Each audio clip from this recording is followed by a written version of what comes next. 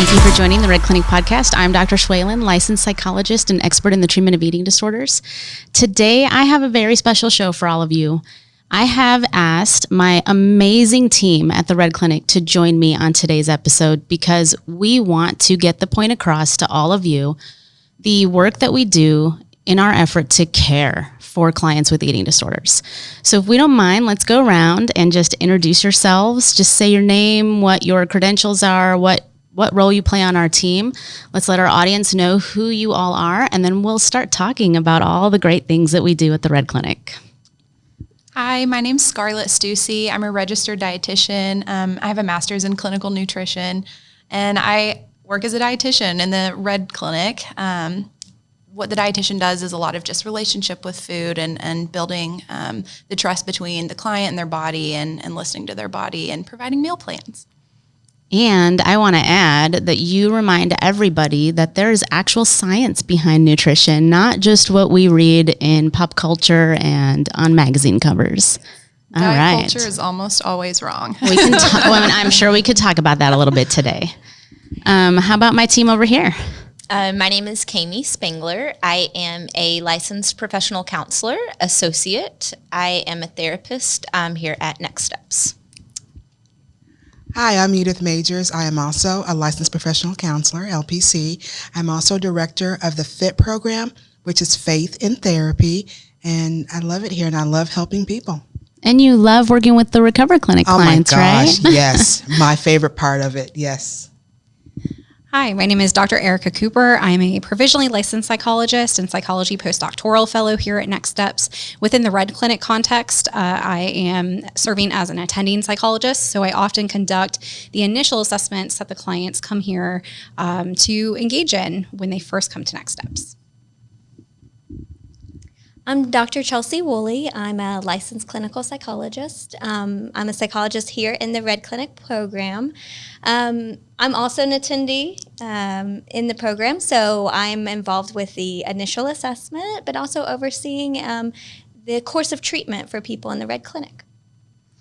And I think it's important to just add that, we have a team approach here. It's a multidisciplinary team approach in the Recover Clinic. We focus on outpatient relapse prevention and recovery. We know that the treatment of eating disorders is a long road. It's difficult, and we want to work together for our clients in order to provide them the support they need to achieve full recovery. It really does take a whole team. It takes dietitians, it takes therapists, psychologists, it takes so many people, even you and your family out there, to help with recovery.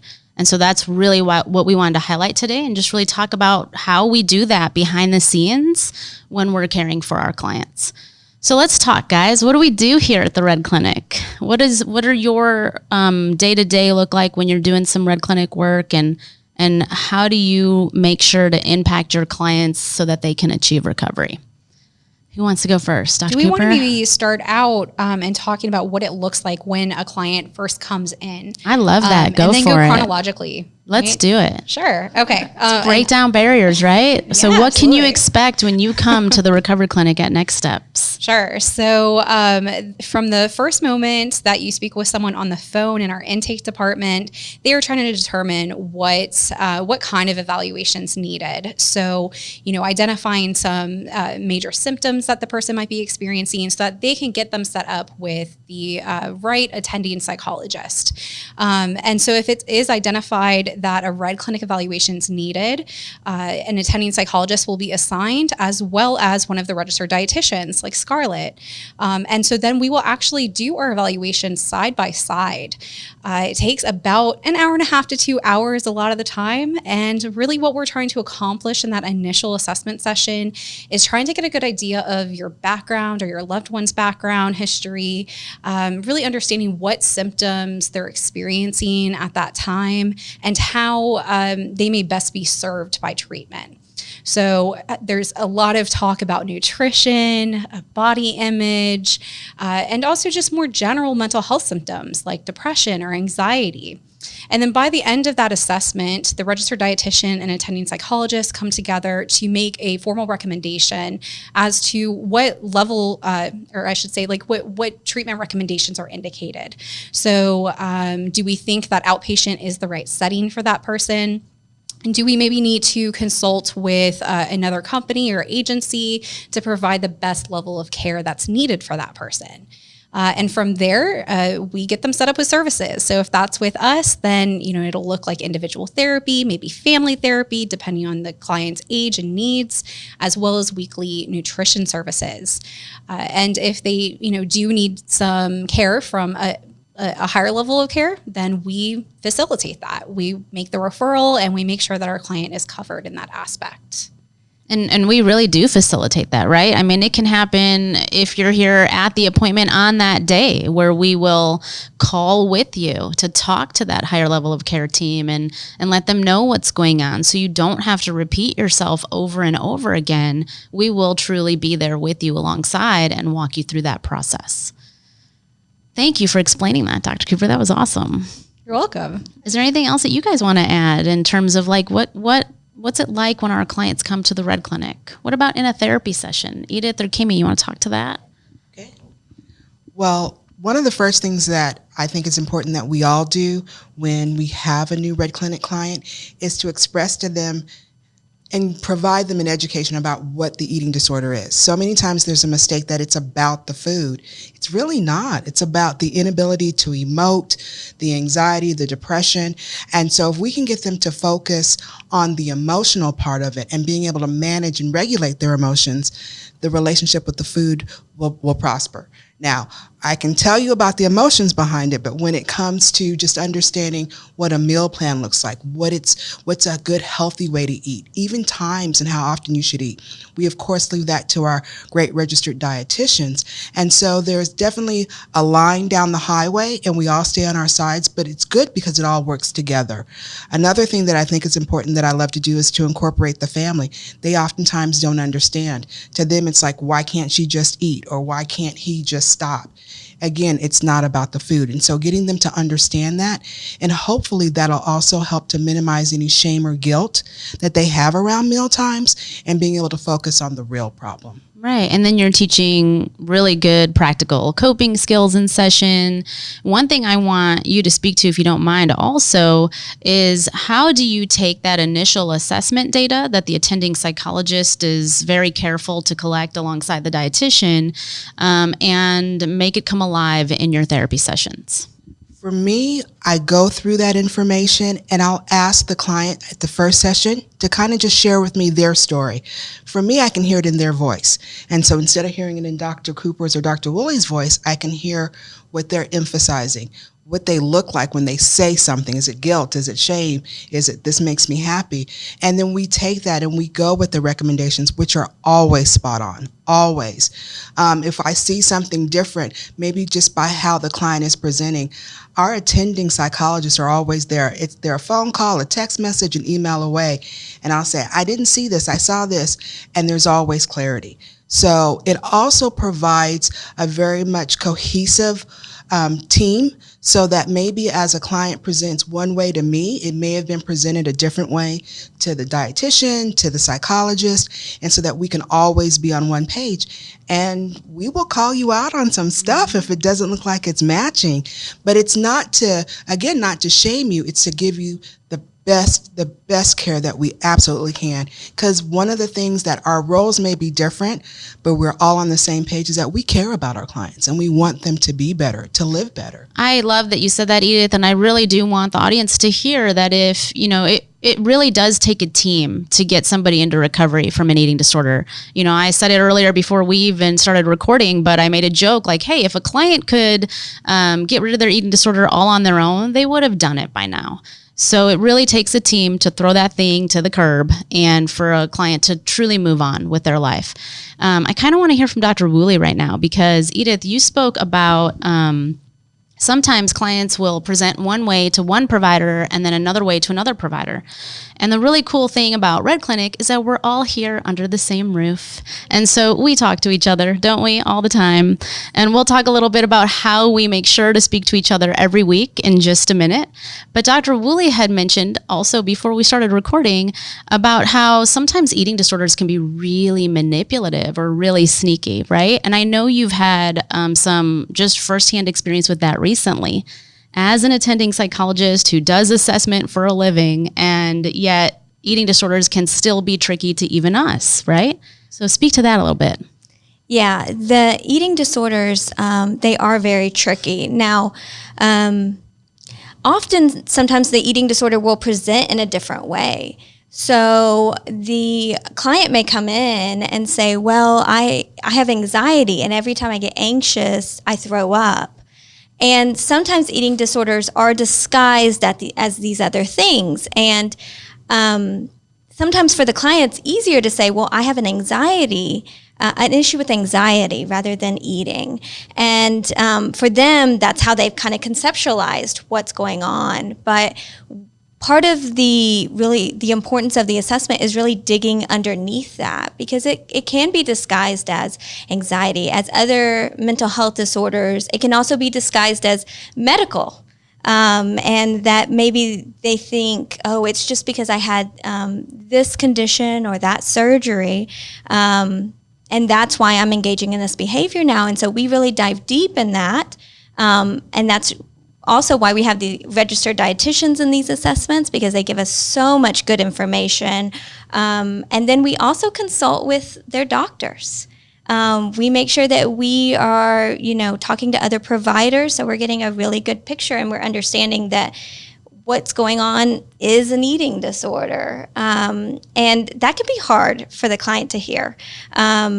That they have conceptualized their behavior in one way, whereas we see it as something else. And that's a difficult conversation to have, but a really important conversation to have. It's so important. And I mean, this just happened yesterday here in clinic where, we had a client present for a Red Clinic evaluation who was talking about just years of social anxiety, separation anxiety, and then a whole slew of medical problems. And essentially what ended up happening, or what has been happening with her, is that she was experiencing all of her anxiety and feeling it in her body. And so it would show up as like gastro issues, stomach issues, headaches, other ways that she was experiencing all of that anxiety. And it really impacted her relationship with food. She started restricting, she started over-exercising, and she knew when she exercised, it made the anxiety feel better. And if she restricted, it made her stomach aches feel better. And so she had been to many specialists, even at some point a rheumatologist, because lupus ran in the family. And so she had been seeing so many different people, had so many medical tests, and yet nobody had been able to give her any answers, except every provider she saw referred her to a psychologist.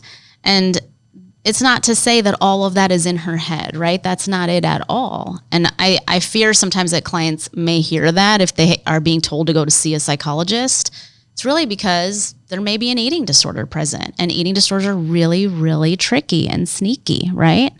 I was saying earlier too that families tend to have a lot of guilt and shame when they don't realize that there was an eating disorder present, and then all of a sudden their child or their loved one is hospitalized, and they look up and they don't even know how they got there.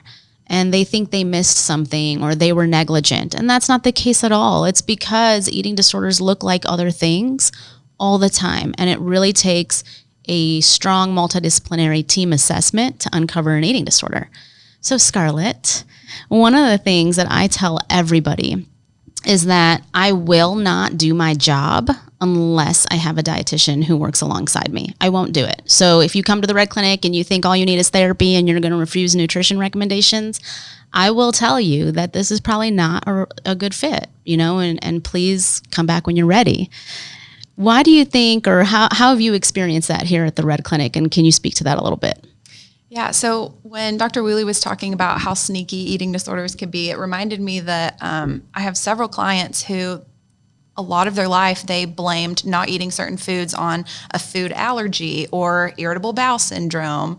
And so they had just been restricting all these foods using that as an excuse. But then when they realize they have an eating disorder and the whole team is telling them they have an eating disorder, then we really get to dive into what foods actually need to be restricted and which foods have we been restricting because of the eating disorder. So we get to challenge foods, see how they affect the mind and the body. And that's really the whole game here is the therapists work on the mind and I work on pushing new foods and challenging things that they haven't had in a very long time. So when you say pushing new foods, it kind of sounds scary. Yeah. Can you speak to that a little bit? I mean, because I know clients generally are very nervous about having a dietitian on the team. So a lot of the work we do with eating disorders is having people try foods they haven't tried in a very long time that may be built up in their head as being very, very scary. And just taking that step to try it, a lot of the times can work backwards with the fear, especially if the therapist is right alongside with that. And realizing like that hamburger did not make me gain 20 pounds. Maybe I'll eat it again. I love that. So thank you for giving that real life example because I think it's really hard for our clients to imagine what they would spend, 30 to 45 minutes talking to a dietitian about. Especially, I mean, have you heard it before where clients will say things like, well, I know a lot about nutrition or I've done my own research and thanks, but no thanks, right? So how do you show them that you actually have something, that adds value? Well, I think a lot of diet culture is telling people to eat a certain number of calories a day or avoid certain foods, but all that we do here is talk about listening to your body. So there's some days where your body may crave fruits and vegetables all day long, and then some days you're going to crave chocolate and ice cream. And your body does that for certain reasons. So we like to help them look at the patterns throughout the day. So if they're not eating enough carbs throughout the day, that's probably why they're craving a bunch of carbs at night. So there's a lot more to it than just everything that diet culture likes to tell you, 1,200 calories, fruits and vegetables. Like your body will lead you to the right foods if you listen to it. That's amazing. We have to have faith in just like the natural like mind-body connection that we all can be in tune with if we just spend some time with a person like you. All right, Kami, I want to hear from you a little bit because you are a therapist newer to the Red Clinic, and most of your work has actually been with clients, children, pediatric clients, right, who have avoidant restrictive food intake disorder. And so here at the Red Clinic, I'm actually the majority of the ARFID clients come to see me or Dr. Cooper. And so we're actually the attendings over the ARFID cases. And so Kami is one of the therapists that will do some of the play therapy with those kids. Can you just speak a little bit to like what it's been like to be on this team and how you've moved forward in therapy sessions in consultation with the attendings? Yes, absolutely. So since I am a newer therapist and I do love play therapy, sometimes it's hard to know exactly what is age appropriate for children and how to bring up coping skills and how to get them in tune with their body. And so one thing that I really appreciate from the multidisciplinary approach is that I can always go to Dr. Schwalen or Dr. Cooper or any other of the attendings and ask them for their input. Dr. Schwalen has really helped me to work a lot of grounding into my play therapy with my children, and that really helps them to kind of get out of their own head with the anxiety, or maybe they have some sensory issues that they are struggling with. And so when we work on grounding, it helps them to be more focused in the present moment and not so fearful of whatever is kind of going on inside of their own head. And so that has really helped me as a new therapist to have the team approach. So when I hear grounding, I know a lot of parents out there are like, wait, you want me to ground my child? Like, what are you talking about? So you alluded to the fact that it helps, children really be in the present moment. But could you, because you brought it up, just talk a little bit about what it actually is? Sure. Grounding really uses your five senses. And so what I tend to teach them is to, we do a 5, 4, 3, 2, 1 approach, and we take 5 things that you can basically see around the room. I have them describe it. 4 things that you can feel. We do 3 very intentional breaths, 3 deep breaths in, hold it, and then release for 3 seconds. 2 is 2 things that you can hear. And then 1 is we have them smile and say something nice about themselves. And most children, after they do this, they realize that whatever it is that they were anxious about initially has reduced a little bit. And if I can get them to move the needle even one number down, then I can show them that they can self-soothe in moments of distress. And this is something that children can use throughout their day. They don't have to have anything with them to be able to do this. And they can learn this technique and they can take it with them throughout life. And it really is beneficial for them. Yes, and children can use it, adults use it, Absolutely. right? Yes. And the cool thing is we don't even need to know what the person's anxious about. We just need to know that they are anxious, right? We can show them that they have the ability to bring their anxiety down, and we didn't even need to know what they were thinking about. So that's really cool, right? Yes. Well, thank you for sharing that. Absolutely. So one thing that you did bring up, Kami, is that you have been in consultation with the team, and it's really helped you to figure out what to do in session with the clients.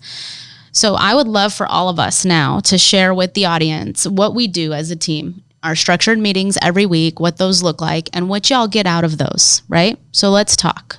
Who wants to talk about rounds? How about you, Edith? Okay, so our rounds discussion, we really go through every single client that we have. The dietitian talks about what they've worked on since their last session, and then poses any questions, any new information about that client so that the whole entire team can hear it. I may not know Kami's client per se, but what's going on with them, we all have an understanding of. And then the therapist will speak up and talk about what they're working on with that client. And then we all work to figure out, is there a bridge we need to cross? Is there something that needs to be reassessed? If there are certain events or experiences that the client is having that maybe I as a therapist can't connect to or don't quite understand, I've got umpteenth number of people in all phases of this process to lean on. And we are so good, and this is what I really appreciate about this team, we are so good to lending our knowledge to one another. And so we take the time to discuss each client individually, and we listen. I don't just wait till my client is called to hear what's going on or be prepared to say anything. We listen to what's going on with all clients, because while I always tell people, you might be individual and you might be special, but you're not necessarily one of a kind. And so there are some things that can cross over that I can learn from hearing what a therapist and the RD has to say about a client that may not be mine, but I could also learn because it may affect my client in a different way. Absolutely. And I mean, one of the reasons, it literally is like we're all sitting at a round table almost with virtual everything these days. A lot of it is, Teams meetings and virtual meetings, but we get together once a week and we talk about every single client in the Recover Clinic, right? And it's important for y'all to understand that, because a lot of times clients will come and they'll have a 2-hour assessment with an attending psychologist, and then they'll say, but I really like you and I just want you to be my team, right? Like, I don't want to meet someone else now, or what does that mean? Am I ever going to see you again? And the fact is, you can't get rid of us. We're always talking about you, even though you don't know we are. We're trying to make sure you're getting the best care, and we're watching your progress very closely to make sure that true recovery is being achieved. So one thing, Scarlett, if you don't mind, just bringing up as a dietitian, I mean, you really take the lead in rounds, right? Like, that's the model of the meeting. And you bring so much to the table that's not just about therapy and progress in therapy. Can you speak a little bit about what you're monitoring, what you're looking at, which diagnoses you have in mind, and that kind of thing? Right. I love getting to lead rounds. It gives us a sense of like autonomy and purpose on the team. But But I love it because it gives us a intentional chance to connect with the therapist, because like we talked about, eating disorders are sneaky. So they may be telling me that they're eating everything like they're supposed to, and then maybe they slipped up in therapy and mentioned they skipped something. So it's a good chance for the dietitian and therapist to make sure that all things are aligning. A lot of the things I'm monitoring is their weight status. A lot of clients don't know their weight, but they either have their spouse or a doctor or their parent send a blind weight to us. So I was asked yesterday, what's a blind weight? it's when they turn around and get weighed backwards, or you put your hand in front of the numbers so the client can't see it. All right. And then they email it secretly to me. So just monitoring the weights, making sure they're at a weight that is okay for their health, making sure that it's not indicated that maybe they need to go to a higher level of care if they've lost too much weight. Also looking at their pre-existing diagnoses. That's the tricky part with nutrition, is we do have to monitor things like diabetes and IBS if it's a true diagnosis, while also monitoring the eating disorder. So it's tricky to do that, but I think as an interdisciplinary team, it gives me way more tools than if I was just doing it by myself. And, in rounds too, there have been moments where certain topics have come up in nutrition sessions and you've been kind of stumped. Mm-hmm. So can you speak a little bit on how the team has helped you with like kind of where to go next? Because it's not necessarily a nutrition related topic, but it's like a body image topic or something. Yeah. And with eating disorders, we know it's not just about the food, right? So it's inevitable that someone's going to talk about, well, like I can't eat that because that triggers body image for me or whatever.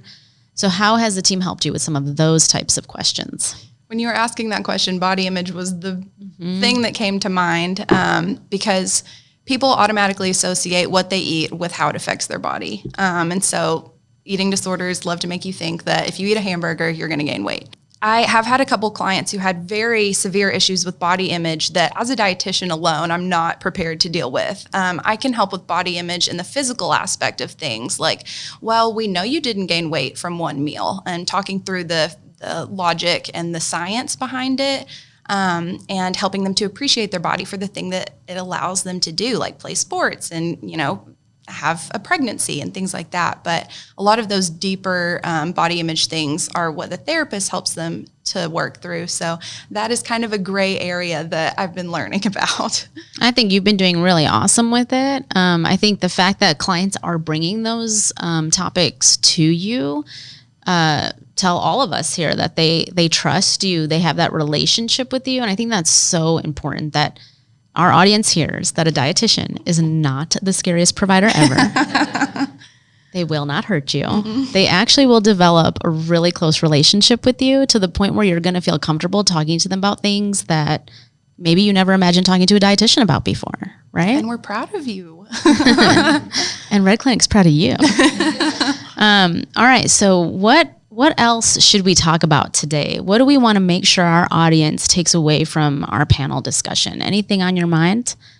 So Red Clinic's group supervision is all about having about an hour for the Red Clinic team to come together and learn new things, discuss cases more in depth that we just didn't have the chance to touch on as much during rounds, or just talk about things in general. I remember a couple of weeks ago, we were talking a lot about, bariatric surgeries and all of the myths associated with them, all of the potential health risks that come up, the cases in which they're used where it is very clearly not appropriate, even from a non-medical standpoint.